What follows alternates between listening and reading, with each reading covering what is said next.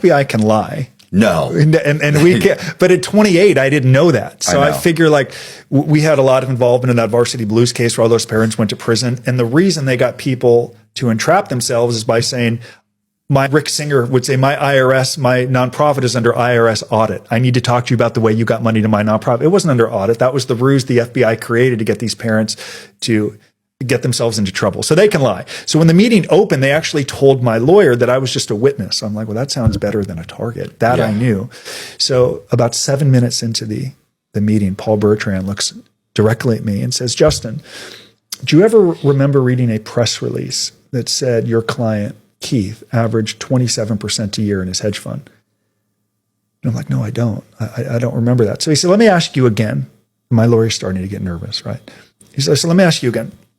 Do you recall a press release stating that your client's hedge fund averaged 27% a year? And I'm thinking to myself, this is the best the FBI has to offer. How many times do I have to tell this guy that I don't recall a press release? Had you read the press release? I said, no, I don't remember the press release. So he went like this.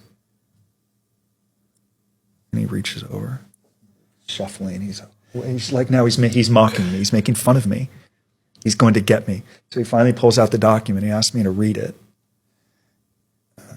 I said, what do I do? He said, read it. I said, well, I've read it. I want you to read out loud. Oh, it's all coming back to get me. The arrogance, the entitlement, thinking that I'm different from others, it's reaching its point. I deserved all of it. I earned it.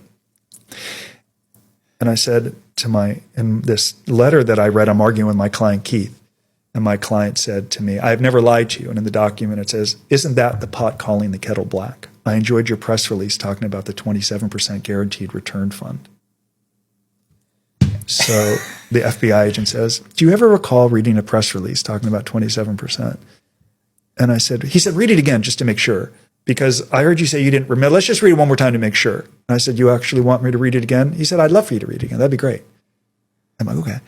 I enjoyed your press release talking about the guaranteed return fund, and I put it down. And my lawyer abruptly ends the meeting. And, afterward, I'm like, I'm nuts. You never think I went to a good college and I got decent grades and I had some brain. Because I said to my lawyer, I'm like, did it go good? Like, what is your takeaway on this meeting? And he said, you weren't under oath, so it's not perjury, but you just obstructed a federal investigation. Yeah.